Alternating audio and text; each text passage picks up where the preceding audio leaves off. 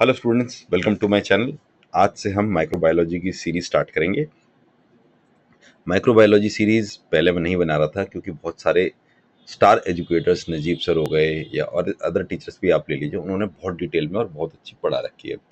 लेकिन फिर मेरे को याद आया कि भाई अगर उनका जो लेवल है पढ़ाने का, वो एक बहुत ब्रिलियंट स्टूडेंट के लेवल का ही है। यानी स्टूडेंट अच्छा होगा तभी उनके लेक्चर समझ पाएगा। और स्ट्रिक्टली वो एमबीबीएस लेवल का है। जो हमारे आयुष डॉक्टर हैं, बीएमएस, बीएचएमएस, डीएमएलटी, ये जितने कोर्सेज वाले हैं, इनके लिए भी तो एक फ्री एजुकेशन होनी चाहिए। तो इसी वजह से मैंने नोट्स का लेवल काफ़ी इम्प्रूव किया। अब आपको अलग से नोट्स खरीदने की ज़रूरत ही नहीं पड़ेगी, सिर्फ आप स्क्रीन रिकॉर्ड कर लीजिएगा। और इस तरीके से मैं पढ़ाऊँगा क्योंकि माइक्रोबायोलॉजी एक बहुत ही ड्राई सब्जेक्ट है। मतलब इसको पढ़ने में भी बड़ा बोझ सा लगता है, लेकिन हम उसको अपने हिंदी इंग्लिश वे में निमोनिक्स बना के फनी वे में ऐसे पढ़ेंगे कि आपको ये पढ़ने में मज़ा आएगा। और केवल आप वीडियो पॉज करके मेरे नोट्स लिखते जाइए और आपकी पूरी तैयारी हो जाएगी। तो आइए स्टार्ट करते हैं हम। सबसे पहले हम एक ओवरव्यू लेंगे। माइक्रो ऑर्गेनिज्म दो टाइप के होते हैं। प्रोकैरियोट्स होते हैं सिंपल बैक्टीरिया, और यूकैरियोट्स ये होते हैं कॉम्प्लेक्स सेल्स, जिसमें आते हैं हमारे फंजाई, प्रोटोजोआ। बैक्टीरिया क्लोरोफिल नहीं होता, यूनिसेलुलर प्रोकैरियोटिक होता है।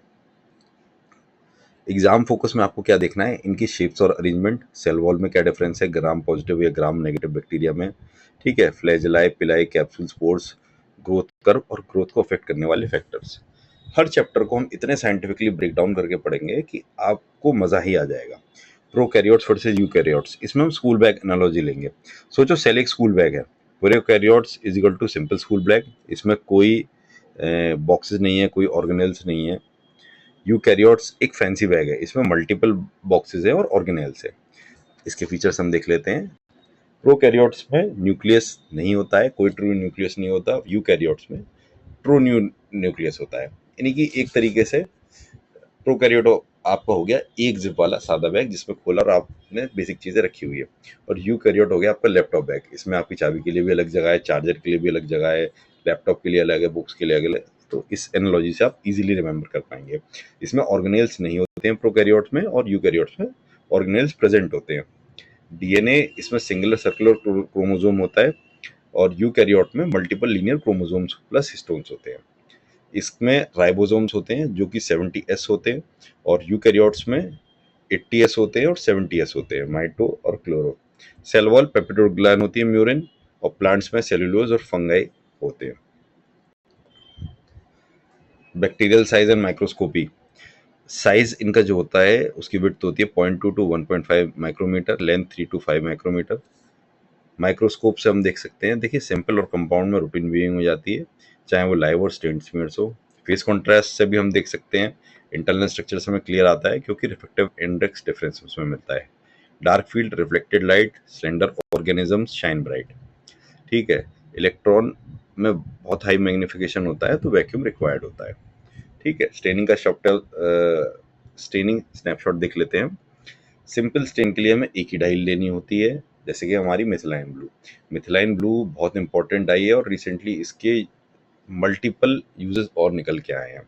नेगेटिव स्टेन में क्या होता है, बैकग्राउंड में कलर आएगा, यानी कि जो मेन चीज़ हम देख रहे हैं उसका कलर सेम रहेगा, पीछे कलर आएगा, उसके डिफ्रेंशिएशन से हम निकाल पाएंगे। इसमें हमें थिन ऑर्गेनिजम्स विजिबल हो जाते हैं। इम्प्रेग्नेशन स्लाइवर डाई से होता है, इसमें बहुत छोटे छोटे स्ट्रक्चर्स, टाइनी स्ट्रक्चर्स, स्पायरोसाइट्स और फ्लैजिला हम देख पाते हैं। अच्छा, डिफरेंशियल स्टेन्स क्या होते हैं।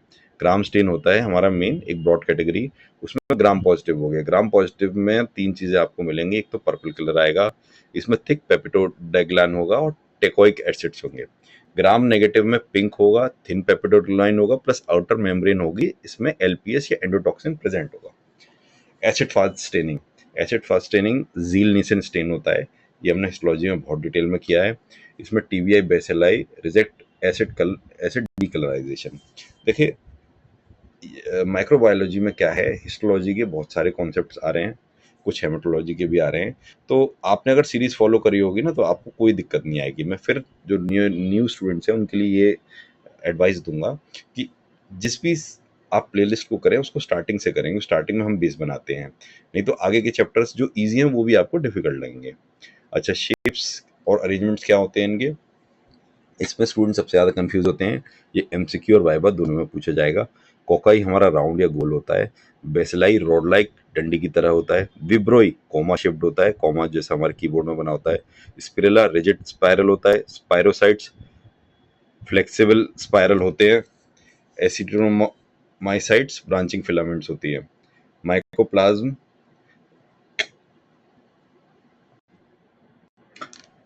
स्पाइरेला हमारा रिजिड स्पाइरल शेप का होता है। स्पायरोसाइट्स फ्लेक्सिबल स्पाइरल होते हैं। और एक्टिनोमाइसाइट्स ब्रांचिंग फिलामेंट्स होते हैं। माइक्रोप्लाज्म की कोई सेल वॉल नहीं होती, तो वेरिएबल शेप में होता है। ठीक है, एक निमोनिक है, थोड़ा इतना अच्छा नहीं बना है, चाहिए तो आप कर लीजिएगा। अच्छा, बैक्टीरियल सेल एनवेलोप और की स्ट्रक्चर्स। देखिए, सेल वॉल का मेन काम होता है शेप और प्रोटेक्शन देना। पेप्टिडोडाइग्लान एन एसिटाइल ग्लूकोसामिन NAG की बनी होती है और एन एसिटाइल म्यूरामिक एसिड की बनी होती है, जिसमें पेप्टाइड के क्रॉस लिंक होते हैं। टिकोइक एसिड्स ग्राम पॉजिटिव में ही पाए जाते हैं।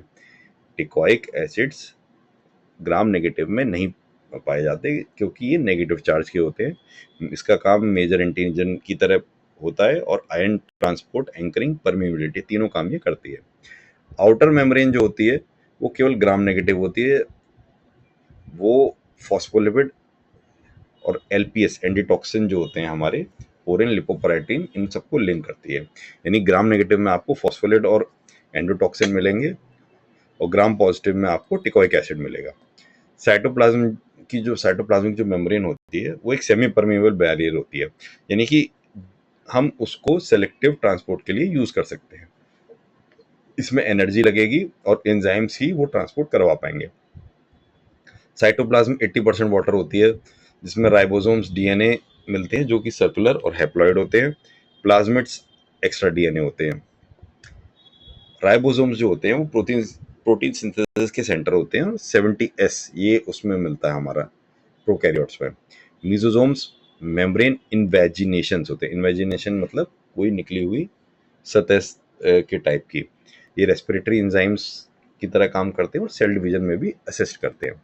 फिर इंक्लूजन बॉडीज भी पाई जाती हैं जो उसकी स्टोरेज ग्रैन्यूल्स का काम करती हैं। एग्जाम्पल हमारा वॉलेटिन हो गया या मेटाक्रोमेटिक ग्रैन्यूल्स हो गया। ये फॉस्फेट रिजर्व्स मेनली इसमें यूज होता है। कैप्सूल ग्लाइकोलाइक्स स्लाइम लेयर, ये एंटीफाइगोटिक, एंटी कॉम्प्लीमेंट एडेरेंस और एंटी डिसेक्शन होते हैं। प्रोटोप्लास्ट में कोई वॉल नहीं होती, स्पेरोप्लास्ट में डैमेज वॉल होती है।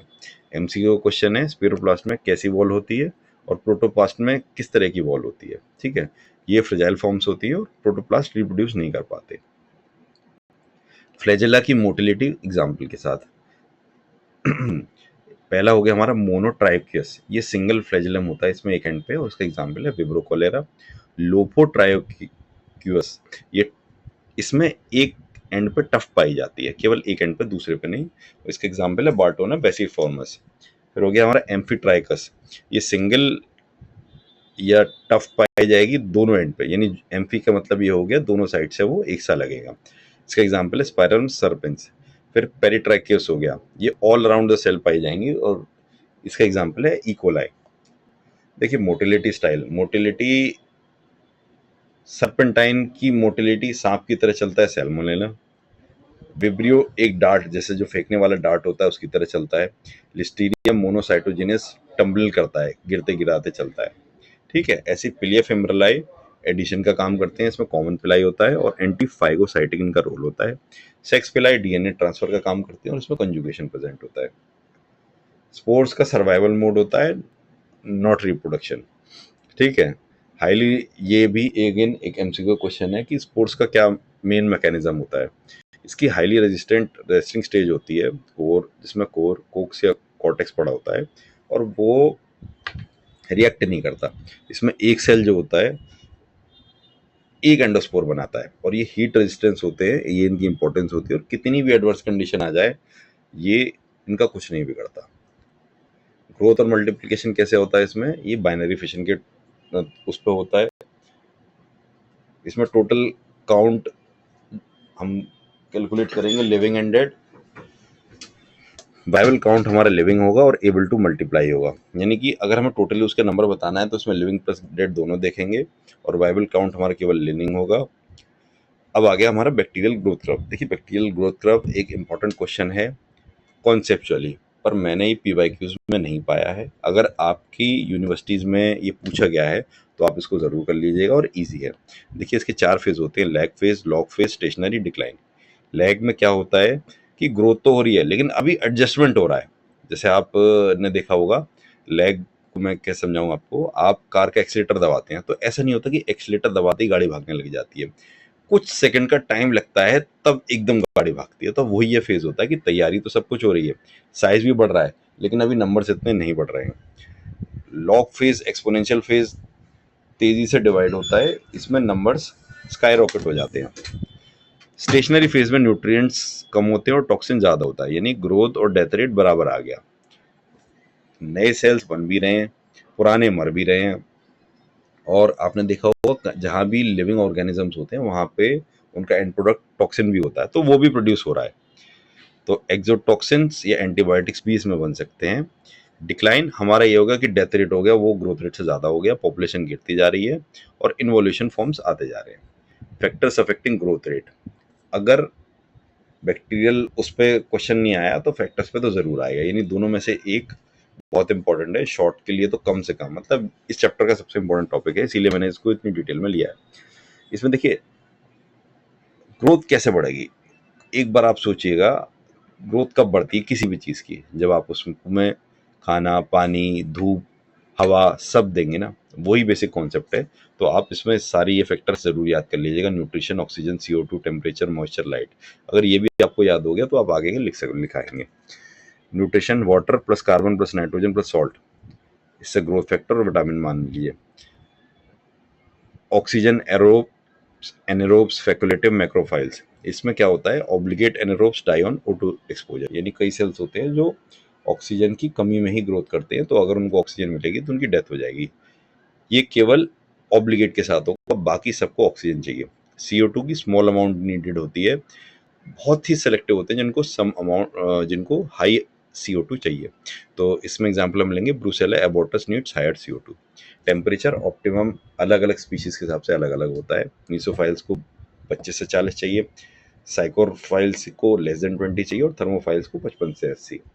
ठीक है। Moisture drawing lethal species very, यानी कि ज़्यादातर स्पीशीज में मॉइस्चर की कमी होते ही उनकी डेथ हो जाती है। इसीलिए आपने देखा हुआ कि हम अपने खाने को मॉइस्चर से बचा के रखते हैं, उसको फॉइल में पैक करके फ्रिज में रखते हैं कि फ्रिज में सारा मॉइस्चर एब्जॉर्ब कर हो जाता है। ठीक है। तो वाटर इनके लिए बहुत एसेंशियल होता है, वाटर के बिना तो ये सर्वाइव नहीं करेंगे। लाइट, UV रेडिएशन हार्मफुल होती है फोटोट्रॉप्स के अलावा। फोटोट्रॉप तो जैसे नाम बता रहा है उनको सनलाइट चाहिए। Cultures die on light exposure. pH best इनकी होती है 7.2 to 7.6, neutral slightly alkaline. Mainly pathogens को न्यूट्रल pH चाहिए, वो एसिडिक और उसमें सर्वाइव नहीं कर पाते। ऑस्मोटिक में क्या देखेंगे हम, cell walls give tolerance. Hypertonic से प्लाज्मोलाइसिस होता है, यानी कि high salts can inhibit growth. इसीलिए आपने देखा होगा कि हमें कुछ प्रिजर्व करना होता है तो हम नमक डाल के उसको प्रिजर्व कर लेते हैं। कुछ इंपॉर्टेंट फैक्टर्स हैं जो आप रिवाइज कर लेंगे तो आपको ये चैप्टर क्लिक हो जाएगा। ग्राम पॉजिटिव और ग्राम नेगेटिव का डिफरेंस आपको मुंह जबानी याद होना चाहिए। थ्योरी में भी आप लिख के आएंगे अगर आपसे पूछा जाता है तो किसी क्वेश्चन में, और वाइवा में भी। प्लस में थिक वॉल होती है और टेकिटोनिक होता है एसिड। माइनस में थिन वॉल होती है और LPS होता है एंडोटॉक्सिन। मोटिलिटी मेमोरी, ठीक है, सैल्मोनेला सर्पेंटाइन होता है, वाइब्रो डार्टिंग होता है, लिस्टीरिया टम्बलिंग होता है। ग्रोथ फेजेस आपको पता ही है, नई सिटी में आप गए lag, startup boom log, rent high हो गया स्टेशनरी और people live decline. Lag log stationary decline, LLST जरूर एग्जाम कुकीज। टेकोटोइक एसिड केवल ग्राम पॉजिटिव में प्रेजेंट होता है, LPS एंडोटॉक्सिन ओनली इन ग्राम और माइनस आउटर मेम्ब्रेन। प्रोटोप्लास्ट में वॉल होती नहीं, स्फेरोप्लास्ट में डैमेज्ड वॉल होती है।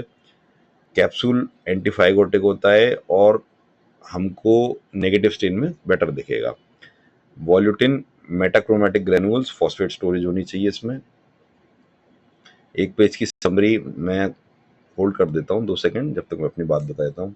देखिए ये नोट्स आपने देखा होगा कितने कॉम्प्रिहेंसिव है, यानी एक चैप्टर को हमने 3-4 तरीके से कर लिया। तो जितने भी इसके इंपॉर्टेंट कॉन्सेप्ट्स हैं याद करने लायक, वो आपको माइंड में एक ही बार वीडियो में काफ़ी इंप्रूवमेंट दिखेगा, और 2-3 बार आपने कर ली तो आपका सारा हो जाएगा। ये मैंने यहाँ पे होल्ड कर दिया है।